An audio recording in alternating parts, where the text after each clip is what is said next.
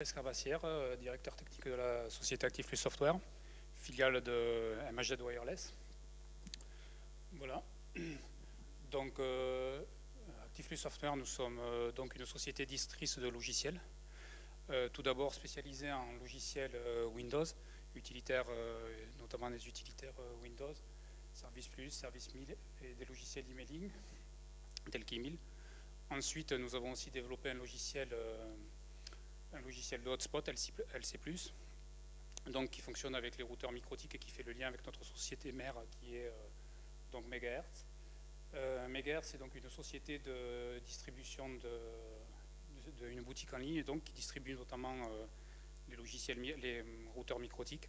Donc nous distribuons MikroTik depuis une bonne dizaine d'années. Tous les employés à ActivePlus ont une certification MikroTik, Megahertz, pardon. Et excusez-moi. Et la société elle-même est certifiée MikroTik. Donc cette présentation, je vais vous présenter donc un cas assez fréquent que nous avons lors de la fourniture de solutions complètes. Donc dans le cadre de la distribution de solutions complètes au travers de Megahertz, nous distribuons donc tout le matériel réseau, Wi-Fi et le routeur donc, pour installer notamment des campings, des hôtels et beaucoup de solutions d'hôtellerie. Donc avec le paramétrage complet du matériel pour le hotspot et pour le réseau.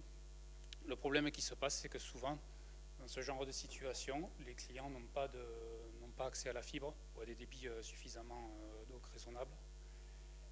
Ou alors la fibre est trop chère parce qu'il faut venir la faire installer, donc ça coûte trop cher. Donc on ne peut pas utiliser, on n'a pas de débit suffisant donc, pour fournir tout l'accès Internet aux clients. Donc typiquement, il y a deux solutions qui se présentent. Soit on arrive à avoir un point d'accès fibre un petit peu plus loin de la zone que nous voulons alimenter. On fait un pont radio donc, en 5 gigas ou en 60 quand c'est possible. Soit donc le cas classique, et c'est de multiplier les WAN. Donc c'est le but de cette présentation. Je vais donc vous montrer un exemple de configuration avec du WAN multiple. D'accord, merci. Donc cet exemple, nous allons donc partir sur un camping en campagne avec 3 lignes XDSL, donc VDSL ou ADSL. Donc pour des questions de fiabilité, de détection de panne et de pratique, nous allons remplacer les box opérateurs par des modems DSL. Donc effectivement, comme écrit dans le slide, ça évite une couche de NAT. Le routeur a les adresses IP publiques, donc ça évite d'avoir une DMZ pour pouvoir y accéder, ce genre de choses. Et donc, grâce à certaines fonctionnalités de MikroTik, on va pouvoir détecter plus facilement des pannes et avoir aussi une notion de failover. Donc, au travers de nos modems VDSL, on va configurer tous nos WAN en PPPoE. Donc, voici un petit schéma. Donc, pour les besoins donc, de cet exemple, le WAN 1 sera bien sûr branché sur Ethernet 1, etc. WAN 2 sur Ethernet 2, etc. Donc, le modem dialera directement le PPPoE au travers du modem DSL, des modems DSL. Donc voici un script donc, de configuration des WAN. Bon, bien entendu, il faut changer les utilisateurs. Alors, afin de simplifier les règles de NAT et pas avoir à les reconfigurer à chaque fois, dans cet exemple, nous avons donc créé une adresse liste avec les adresses type RFC 1918, donc toutes les adresses locales. Bon, on peut rajouter aussi les adresses éventuellement nos confs, etc. Ça permet donc avec une seule règle de NAT de NATer pour toutes les interfaces sortantes. Alors on peut aussi le faire avec des interfaces listes, ça demande juste un petit peu plus de travail, c'est peut-être un petit peu plus efficace, mais ça fonctionne aussi très bien comme ça, et l'avantage c'est que si on enlève un WAN, ça fonctionne tout aussi bien, on n'a pas besoin de revenir sur cette configuration. Voilà. Alors, petite note pour le slide précédent. Donc, au niveau de la configuration des connexions PPPoE, ni la route par défaut, ni le serveur DNS n'a été rajouté. C'est voulu, Et donc je vais vous dire pourquoi sur le slide suivant. Bon, pour le DNS, déjà, c'est parce que certains opérateurs peuvent bloquer l'accès à leur serveur DNS par rapport à l'IP source. Donc si on a plusieurs WAN qui ne sont pas forcément chez le même FAI, si on fait une requête DNS à partir d'une autre interface, forcément ça ne passera pas. Donc là, l'idéal c'est de rajouter un ou plusieurs serveurs DNS tels que 1 ou 8888, etc. Voilà, ou n'importe quel OpenDNS. Donc voilà, donc les routes par défaut ont été rajoutées là, à la main, avec le paramètre checkGateway égale ping. Donc ça utilise une fonctionnalité de MikroTik qui permet donc de pinguer régulièrement, toutes les 1 minute, je crois, la gateway au travers du PPPoE. Et si la gateway n'est pas disponible, si elle est down, donc si le lien DSL est coupé, ça désactive automatiquement la route. Donc sur ces 3 routes, une seule sera active en même temps. S'il y a une ligne qui est plus performante qu'une autre, il est intéressant de rajouter une distance et de mettre la distance la plus basse à la ligne qui est la plus performante. Comme ça, en cas de fallback, ça passera par la ligne la plus performante. S'il n'y a pas de route, toutes seront en route 1, si je ne m'abuse, et ce sera la première qui sera up, qui sera active. Si elle a été détectée comme étant down, elle passera en désactivé forcément, et c'est une autre qui deviendra active. Voilà. Ensuite, donc, pour pouvoir faire de la répartition de charge, il va falloir utiliser d'autres tables de routage. Donc, les routes que l'on a ajoutées précédemment vont être dupliquées, mais ce coup-ci en utilisant pour chacune un routing mark différent. Le routing mark, en fait, permet de créer ces routes dans une autre table, et lorsque les paquets sortants auront une des marques associées, le routeur MikroTik essaiera d'abord de les faire passer par ces tables de routage, et si les routes sont désactivées, ensuite cela passera par une route normale. Voilà.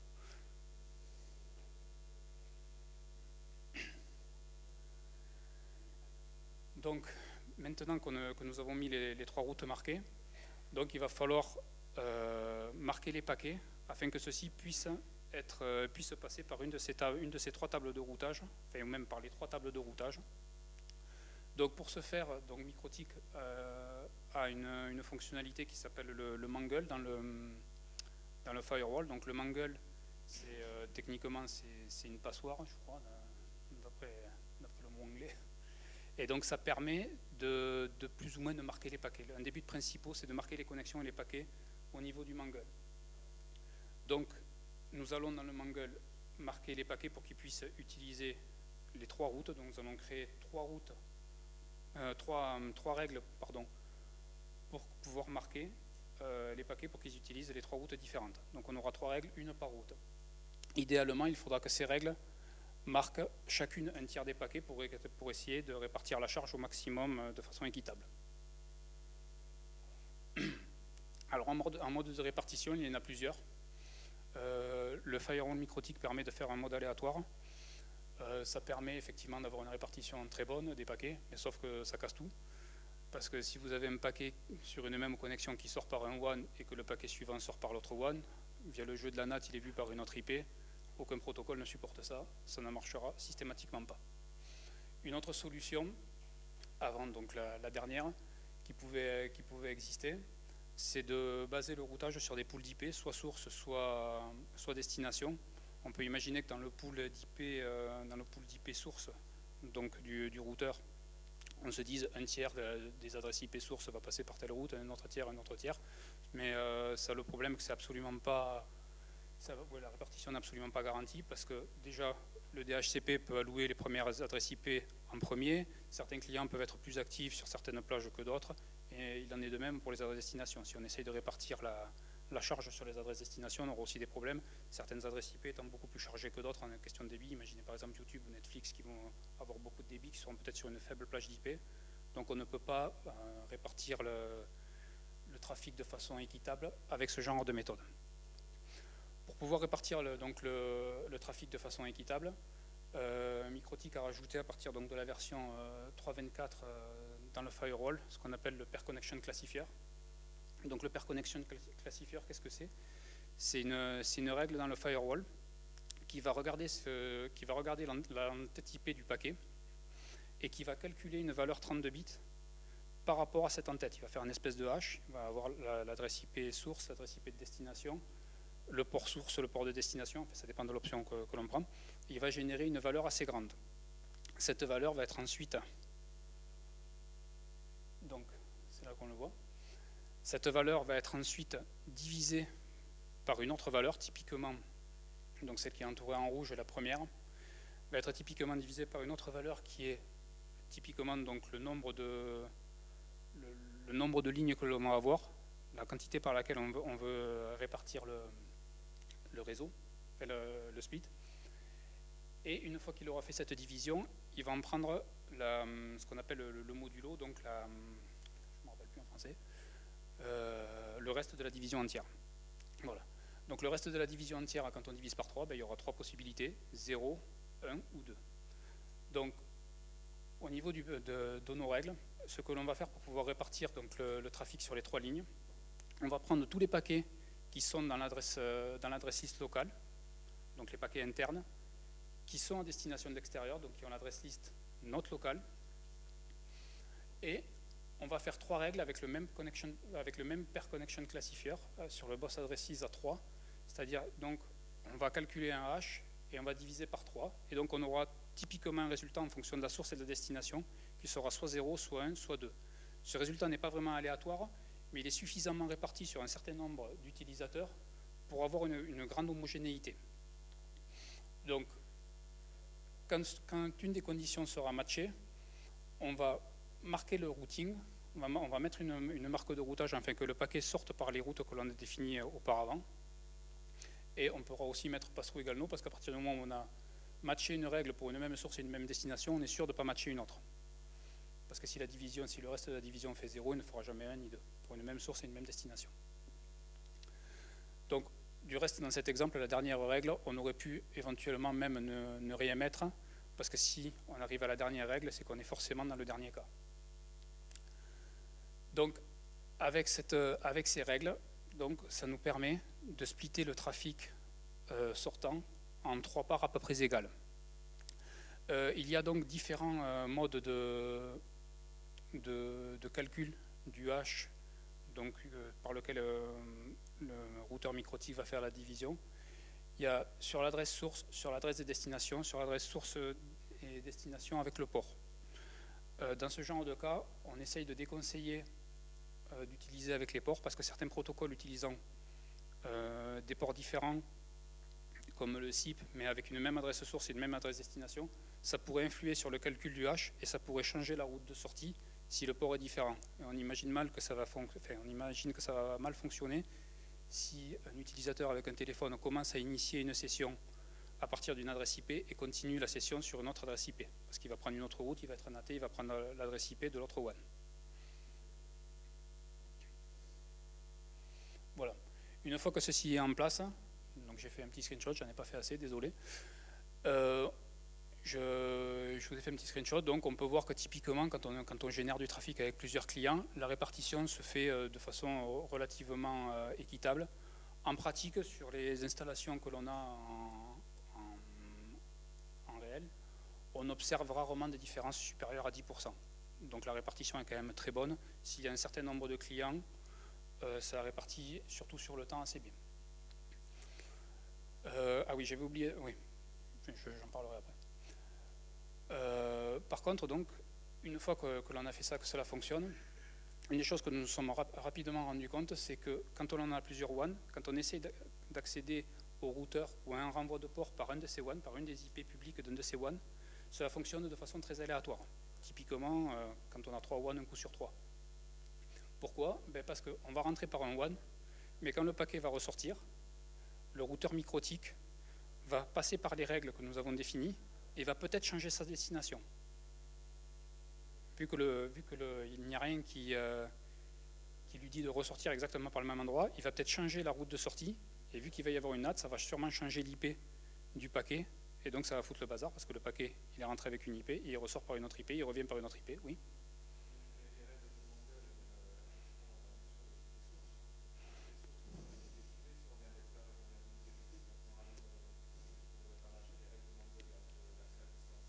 Si, sur le pré-routing, ça va marcher. Oui, ça match. Ça peut matcher, oui, dans ce cas. Notamment les renvois de port. Sur les renvois de port, parce que le paquet va rentrer, il va ressortir. Il sera donc de l'intérieur vers l'extérieur. Et le hash risque de changer. C'est pseudo-aléatoire, c'est pas vraiment aléatoire, mais c'est un hash un peu comme du MD5. Ça va essayer de générer un nombre avec le plus d'entropie possible. Et donc ce nombre divisé par 3, là, auquel cas on a une chance sur 3 à peu près pour ressortir par la même interface. Et donc ça ne passera pas. Ok. Donc une des solutions pour résoudre ce problème, c'est le marquage de connexion. Le Mangle permet aussi de marquer des connexions. Du reste, je voulais dire que pour faire ce que l'on a fait précédemment, on aurait pu aussi utiliser le marquage de connexion. Mais ça aurait complexifié la présentation, je ne l'ai pas fait. Sachez que c'est faisable, que c'est aussi que c'est performant. C'est juste un petit peu plus compliqué à faire. Donc pour les connexions entrantes, la solution, c'est donc de marquer tout nouveau paquet qui arrive, toute nouvelle connexion qui arrive par une interface donnée, lui donner une marque qui est spécifique à cette connexion, et quand le paquet va ressortir, donc vu qu'on sait à quelle connexion il appartient, grâce aux fonctionnalités de tracking de connexion numicrotique, on saura par quel WAN il faut le faire ressortir, par quelle interface, donc on pourra marquer ce paquet afin qu'il sorte par cette interface. Donc voici le script qui permet de le faire. Bon, c'est un peu compliqué, mais donc l'idée c'est au niveau de la première règle, chaque connexion nouvelle, donc il y a une connexion state new. Par sécurité, j'ai mis connexion marque, non marque, mais typiquement on n'en a pas vraiment besoin. Chaque nouvelle connexion qui arrive par une des interfaces publiques, un des PPPoE, sera marquée. Donc dès qu'un paquet arrive, il sera marqué et on peut arrêter de traiter les règles à ce niveau-là, au niveau du Mangle, parce qu'une fois que le paquet a été attrapé, on sait que la connexion est nouvelle, on n'a plus rien à faire sur ce paquet entrant. Par contre, quand le paquet va ressortir, on va avoir besoin de le marquer. Et alors là, il y a deux cas possibles. Soit le paquet a été renvoyé vers une autre machine au niveau d'un renvoi de port. Dans ce cas-là, donc, il a été transmis à une autre machine. Quand il va repasser par le routeur, il va passer par la chaîne pré-routing. Il va arriver sur la chaîne pré-routing. On sait que ce paquet appartient à la connexion.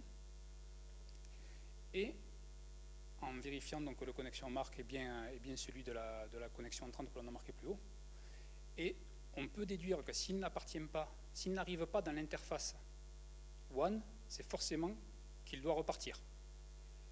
Donc là, le but de la deuxième règle, c'est pour un renvoi de port, quand le paquet revient, donc quand il revient dans une autre interface que l'interface WAN, on voit que la connexion est marquée, on va marquer le paquet pour qu'il sorte par le même WAN. Voilà, alors j'ai mis les mêmes noms de connexion pour la connexion que pour le routage, mais ce sont deux tags qui sont différents. Il y en a un qui agit sur les connexions, l'autre qui agit sur la table de routage.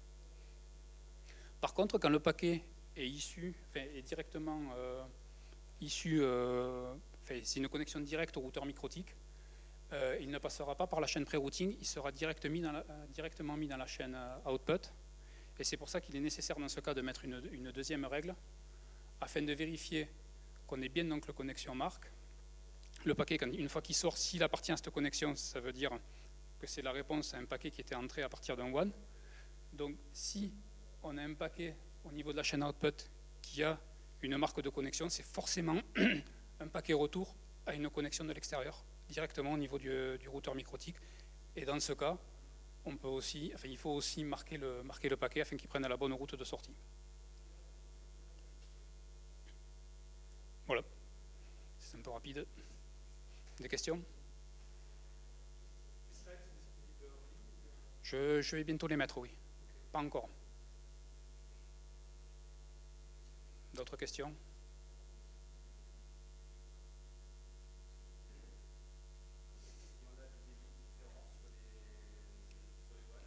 Oui.